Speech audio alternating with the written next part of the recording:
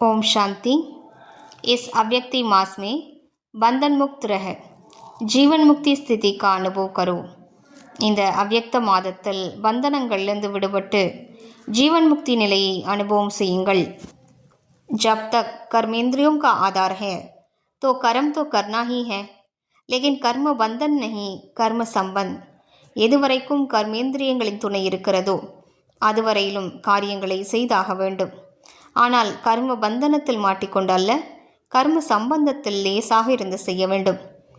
जीवन मुक्त अवस्था अर्थात सफलता भी ज़्यादा और कर्म का बोझ भी नहीं.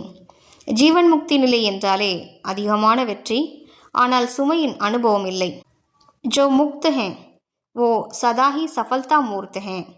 யார் விடுபட்டவராக இருப்பாரோ அவர் எப்போதும் வெற்றி மூர்த்தியாக இருப்பார்.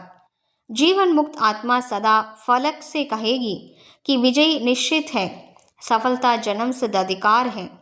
ஜீவன் முக்தி நிலையில் இருக்கும் ஆத்மா சதா பெருமிதத்தோடு எனது வெற்றி நிச்சயிக்கப்பட்டது, வெற்றி எனது பிறப்புரிமை என்று கூறுவார். ஓம் சாந்தி.